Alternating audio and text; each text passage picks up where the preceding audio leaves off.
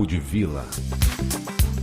Salve, salve, meu povo da vila, vocês sabem, dia de terça, óbvio que é dia de Papo de Vila.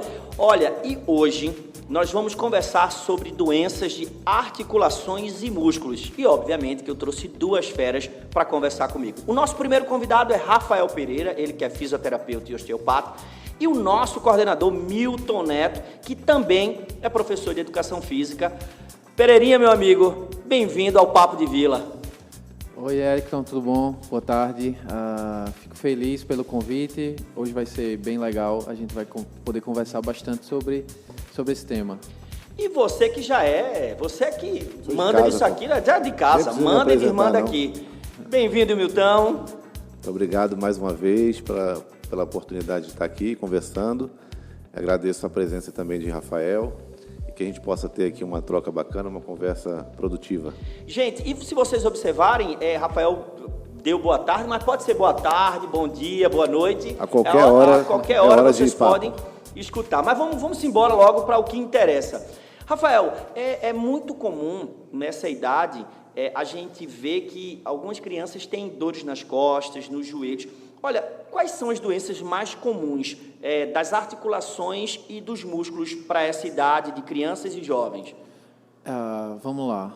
Primeira coisa que a gente tem que entender é que todas as doenças, elas, quando não existe um trauma, elas são sempre multifatoriais. Então, elas sempre começam por vários fatores. Então, a nutrição, os exercícios físicos, as posturas mantidas. Então, tudo isso somando vão se dar as doenças. Então, as principais que a gente pode citar aqui, que eu posso citar aqui, a principal de todas é a escoliose, que é a doença da coluna, onde a coluna ela vai gerar algumas alterações posturais. E essas alterações elas vão repercutir até a vida adulta, se não forem tratadas da maneira específica.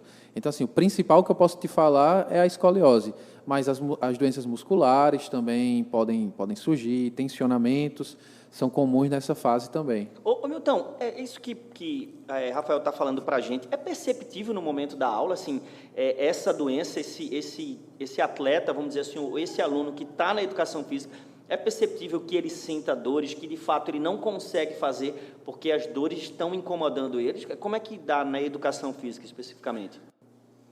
Então, dependendo do grau, né, da escoliose, você consegue perceber, sim, principalmente porque a escoliose ela pode trazer junto outras alterações no corpo, né? Então, por exemplo, o desnível no ombro é uma coisa que é muito perceptível quando o grau de escoliose já está um pouco mais avançado. Então, tem alterações na marcha, ele pode sentir dor no joelho também por conta disso, enfim. E assim, as nossas aulas de educação física, a gente procura ter assim, um olhar também bem individual. Então, a gente chega muito perto, conversa bastante com os alunos, porque, às vezes, ele está mais fechado para uma aula, a gente começa a perceber que está sentindo alguma dor, alguma coisa, então a gente começa a ter esse cuidado já desde a aula de educação física. E esse tipo de situação ele acontece muito por uma questão postural, realmente, né? A escoliose, você, às vezes, está em casa, vendo televisão, deitado, você nem percebe. O celular hoje traz mais um agravante em relação a isso, a postura. E dentro de sala também, a gente está sempre corrigindo os alunos, até porque se você não tiver, a neurociência diz isso já, né? Se você não tiver sentado de uma forma adequada, você dificulta a absorção do conhecimento. Então, você tem que estar pronto para receber o conhecimento. Então, a postura em sala, sentar de forma organizada, com a coluna certinha, né, encostada no apoio, é extremamente importante a gente ter esse olhar assim, aqui na escola. E Pereira, me diz uma coisa, e como é que os pais podem perceber, e uma vez que percebeu tudo isso que Milton falou para a gente, como é que ele pode ajudar o filho dele? Primeiro é procurar um especialista, quais são as dicas que tu dá para tentar não agravar esse problema? Os sinais, eles são muito silenciosos, tá? Então, assim, as doenças, elas nunca vão iniciar já de uma fase mais aguda. É necessário os pais prestarem bastante atenção nos seus filhos, como que eles passam ao longo do dia, as suas rotinas, como que eles estão, como que ele está se desenvolvendo, até, como o Milton falou, de forma cognitiva, então, no seu aprendizado, porque tudo isso são sinais que são dados para os pais. dificilmente uma doença ela vai iniciar já explodindo tudo. Então, a gente vai primeiro, com esses sinais silenciosos, a gente vai observar pequenas alterações do dia a dia. Até a própria irritação, Milton, assim, Rafa, é perceptível que esse menino ele fique um pouco mais irritado, com dores, na hora de acordar, tá com as costas. Eu acredito que ele começa a dar sinal, né? Sim, sim, com certeza. São sinais que a criança ela vai tendo, ela vai mostrando. Então, por exemplo, até a própria vergonha do seu corpo, vergonha dos seus posicionamentos, isso também pode ser um sinal para a gente, tá? Porque, assim, lá no consultório mesmo eu pego muitas crianças que têm vergonha de tirar a blusa, têm vergonha... Por quê? Porque eles já têm algumas alterações que para eles são perceptíveis, mas para os outros ainda não. E essa própria percepção da própria criança, ela pode ser um sinal para a gente. Vê só, Rafa, eu acho que levantou uma bola importante. Existe um conceito, ou para você que é profissional da área, uma idade mínima para ir para a academia, que eu acho que é um dos pontos importantes que a gente deve discutir aqui. Existe uma idade mínima, a criança pode ir para a academia, e aí eu quero também puxando o Milton para a conversa, é melhor academia ou esporte? Começa contigo, Rafa. Primeira coisa, alguns estudos, isso é discutido ao longo dos anos e ainda não existe um estudo que seja concreto e bata o martelo. A partir dos 10, a partir dos 12, a partir dos 15 anos. Mas a procura pela atividade física no geral, a academia é uma coisa, mas a atividade física no geral, ela precisa ser sempre buscada pelas crianças. Tá? Então, desde a criança, ela precisa buscar por essa atividade física. A musculação em si, pelas sobrecargas, pelo aumento dos pesos, de segurar os pesos, isso pode trazer algum problema para a criança, desde que não seja feito de forma acompanhada. Então, assim, eu indico dentro do meu consultório as crianças a partir dos 14 anos, 15 anos, começar a fazer a musculação, novamente com acompanhamento. Mas, antes disso, eu indico para meus pacientes sempre esportes, atividades físicas sem sobrecarga, isso tudo vai ser, entendo que vai ser um papel muito melhor no desenvolvimento motor da criança. E aí, o nosso coordenador faz coro ao convidado de hoje? Esse assunto é sempre meio assim, não é que seja polêmico, mas é controverso, existem outras camadas para se discutir em relação a isso, né? A gente vê, por exemplo, hoje a questão da musculação, a busca do adolescente, ou do jovem, né, ou do pré-adolescente, pela musculação, também está ligado a essa questão da imagem, né? Então, assim, como existe uma cobrança muito grande hoje de você ter o corpo perfeito, eles já querem ter essa imagem quanto antes. E assim, a gente sabe que quanto mais você praticar atividade física ao ar livre, vivenciar o esporte, isso, para essa idade, até chegar à questão da puberdade, é o que é mais recomendado. Então, assim, como o Rafael falou, acho que 14, 15 anos já seria, talvez, assim, uma idade mais segura, porque também tem a questão da puberdade. Então, se você antecipa, você pode também trazer dificuldades em relação ao próprio crescimento, porque o organismo está num processo de estirão, né, no que chama de estirão, que é o crescimento, né, que é a fase que o ser humano cresce, acho que é essa fase e a fase da primeira infância, de 3 a 5 anos, se não me engano, que têm um crescimento maior.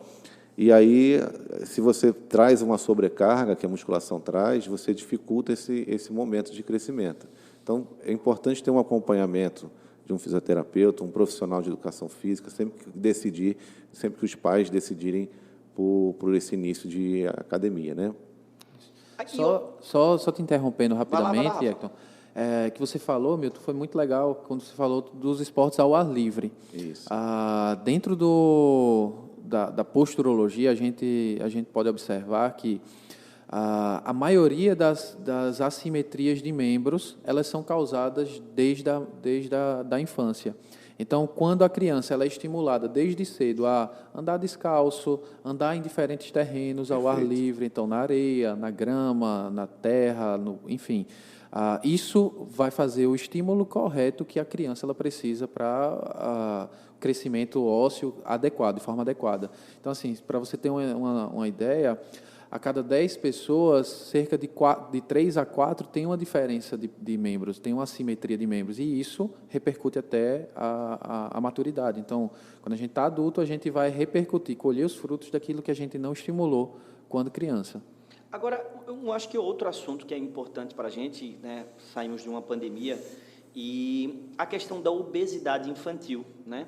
Eu sou professor aqui do Vila e Milton, e a gente observa que os meninos vieram, né, assim, muito sedentos pelo esporte, porque gostam de jogar basquete. A gente aqui, Rafa, incentiva muito, né? Os meninos correm, brincam, mas a questão da obesidade infantil, quais são os problemas que esse pai, ou, na verdade, nem que esse pai, né, mas que esse menino pode enfrentar só nas articulações? Quais são os outros problemas que esse menino que está sedentário, essa menina, esse garoto que está sedentário, pode enfrentar ao longo da vida? Não tem como a gente elencar o que vai acontecer, porque assim, para cada corpo, ele é um corpo. Então, cada um é um ser humano individual que vai estar disposto ao seu meio ambiente e aí vai repercutir as suas lesões. Mas a obesidade, de uma forma em geral, ela vai trazer muita repercussão, não só física, mas também mental, tá? Então, a criança também tem alterações cognitivas, também pode ter alterações de autoestima, e assim, a gente pode abrir um leque muito grande Rafa, nisso. desculpa te interromper, mas eu também vejo, será, Milton, eu pensando agora, né, nesse bate-papo nosso, é que, inclusive, eu acho que a própria obesidade infantil, né, ela pode ocasionar outros problemas, eu digo assim, de não querer sair, de não querer o ar livre, né? Sim. De não querer mostrar o corpo. Então, eu vou praticar esportes com os meus colegas, como é que... Aí entra no aspecto psicológico da coisa, né? sua imagem, né? E que é algo que, nessa fase, o adolescente, ele está se autoafirmando, vamos dizer assim, né? Essa autoestima está sendo construída. Então, com certeza, tem um impacto também significativo nessa parte, né, a parte emocional, na parte, enfim, que ele vai precisar ter uma recuperação, vamos dizer assim, ele vai ter que se buscar alternativas para se autoafirmar, já que o corpo está trazendo ali alguma dificuldade, né, nesse perfil, vamos dizer assim, padrão, né? Mas esse menino que decidiu, a família viu, observou, escutou o papo de Vila e acendeu a luz de alerta. Qual o caminho, assim, essa criança que, imaginemos, tivesse ali 60 quilos, 50 quilos, veio a pandemia, psicológico, né, prendeu os meninos, todos nós passamos por essa situação, o menino está com 90, 110, 120 quilos. Qual é o primeiro passo, assim? Eu posso fazer, amo basquete, vou fazer basquete, existe um risco nisso, ou esses meninos eles podem fazer qualquer esporte, ou inicialmente eu começo por uma coisa mais leve? Como é que fica, Milton? Passo para tu, depois conversa com Rafa, complementa. O sobrepeso ele vai trazer um impacto, né, muito forte às articulações. Então, os esportes que você tem mudança de direção, que você precisa de deslocamento, com certeza o sobrepeso vai trazer um risco aí de lesão, né? Então, é recomendado que seja feito inicialmente uma atividade que seja mais contínua, mais segura para essas articulações, né? Porque você não pode também falar, não pode fazer, tem que emagrecer primeiro. Aí fica numa situação difícil, porque ele precisa do exercício para emagrecer, né? Então, é só ter esse cuidado. E jogar endorfina no corpo, né? Para criar esse hábito e criar prazer nisso, né? Exatamente. Melhorar até a questão do metabolismo, né? Acelerar esse metabolismo, fazer com que ele trabalhe de uma forma mais acelerada para que a coisa, o desempenho, vamos dizer assim, né, do organismo também melhore.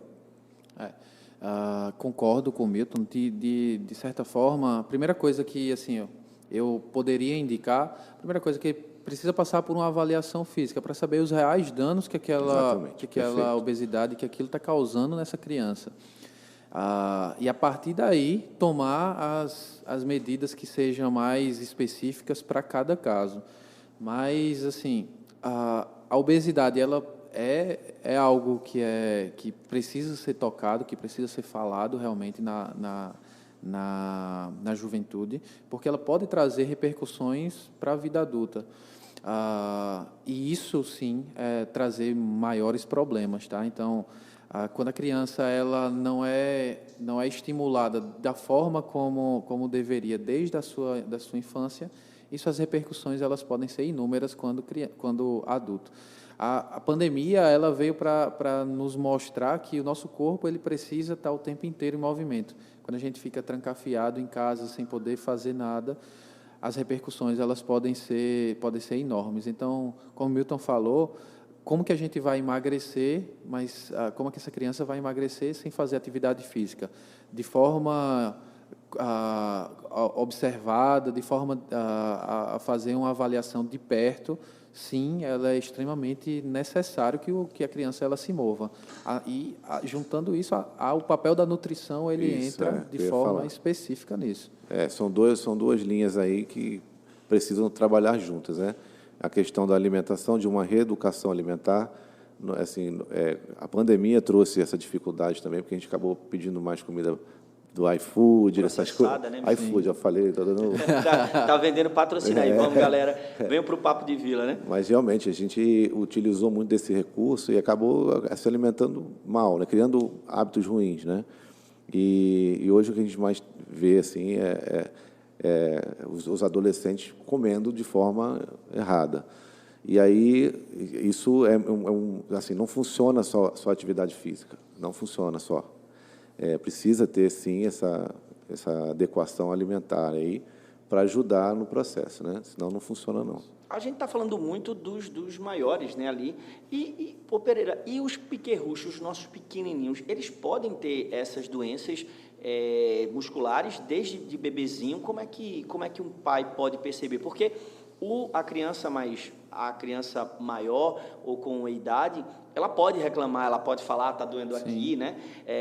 Na educação física, tio, eu não estou porque meu dedo está doendo, porque meu joelho está doendo. Os piquerruchozinhos, os nossos pequenininhos, ali, eles só choram muitas vezes, não conseguem verbalizar isso. Tem doenças para os pequenos, assim, para os nossos piquerruchos? Sim. A gente consegue observar que dentro dessa fase inicial da vida, existem alterações também que o bebê não vai falar, obviamente, mas que a gente consegue observar. Por exemplo, os torcicolos congênitos, que são quando a cabecinha ela fica mais inclinada para um lado e ela a criança, o bebê, ele não tende a não rodar a cabeça para o outro lado, então ele fica bem mais de um lado. Alterações, por exemplo, de sucção, aquele bebê que não consegue mamar, que não tem a força para mamar, ou que até na mamadeira mesmo ele não consegue ter essa melhor sucção. Como é que o pai consegue perceber isso? Porque deu uma certa aflição agora. Imagina, a criança com fome não conseguir mamar, como é que primeiro tem que buscar logo um especialista? O pai pode ajudar nesse primeiro momento. Como é que dá com essas doenças? Esses estímulos sensoriais, a gente sempre busca primeiramente um especialista. Então, a partir do momento que o pai ele percebe que a criança está perdendo peso ou que não está ganhando peso de forma adequada, que o bebê ele não que ele está tendo dificuldades para se alimentar, que ele tem alterações gástricas, então aquele bebê que solta muito punzinho ou que tem muita dor abdominal, cólica, a partir disso a gente consegue observar e ver quais são o que é que está causando tudo isso para poder tratar de forma mais específica. Mas existe doenças específicas que a gente possa dizer para o pai e que ele já pode ter um alerta? Ou também, vamos dizer, nesse cardápio, assim, são várias doenças e aí a gente poderia passar 2, 3 papos de vila aqui falando sobre? A gente pode, assim, não tem uma coisa específica que pode repercutir, porque a gente consegue observar dentro do consultório que as doenças elas podem vir até desde o parto.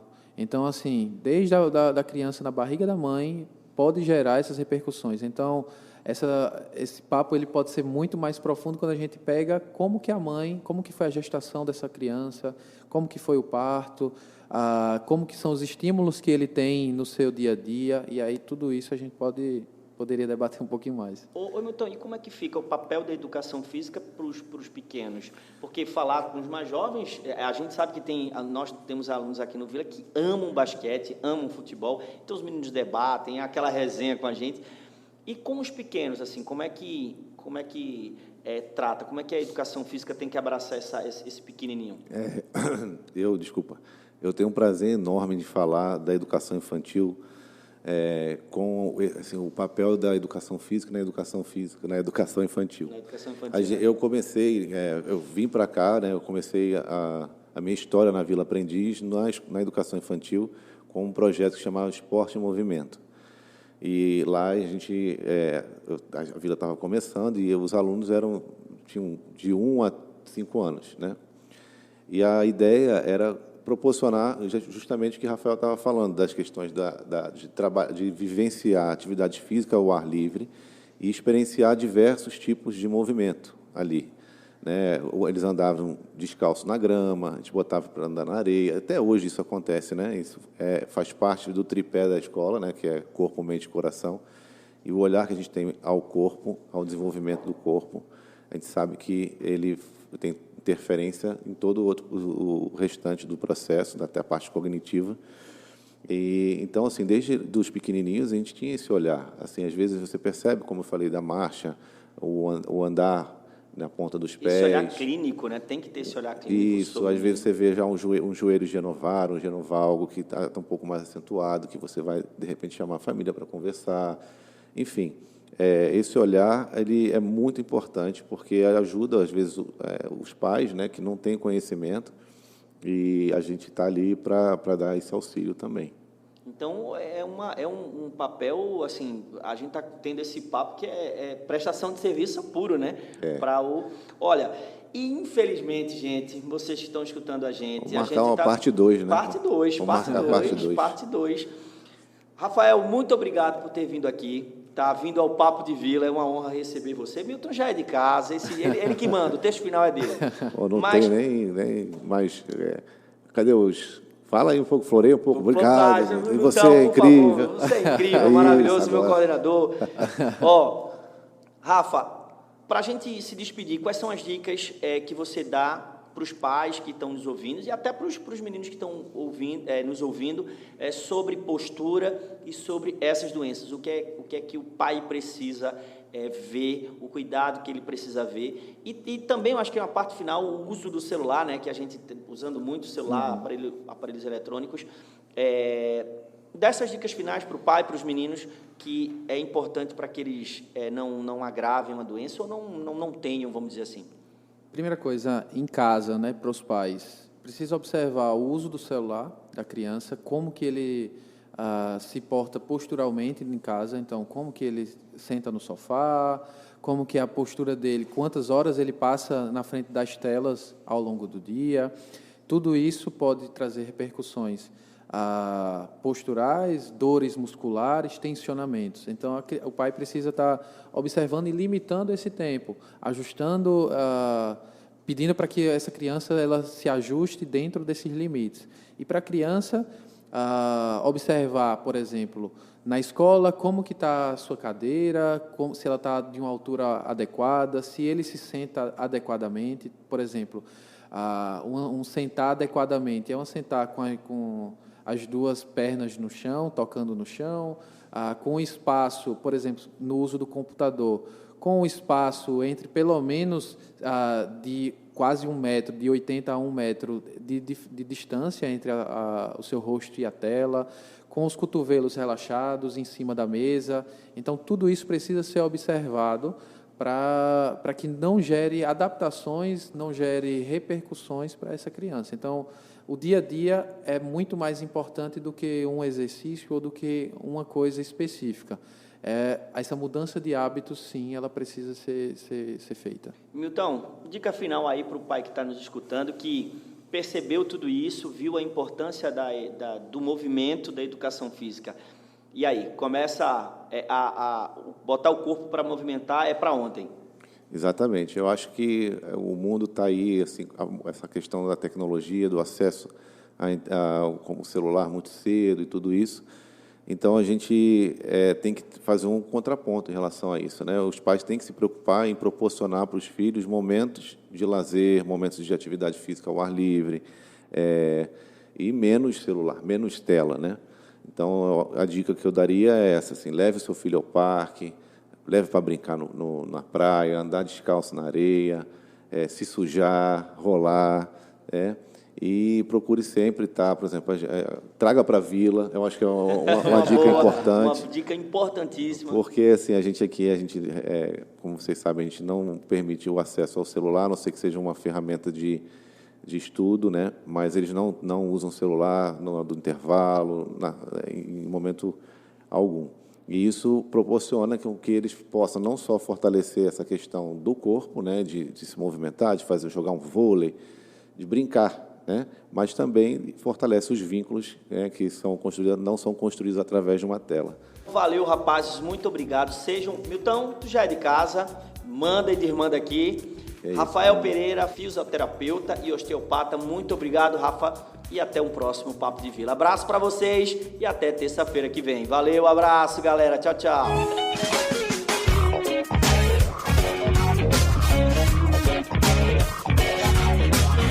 Papo de Vila.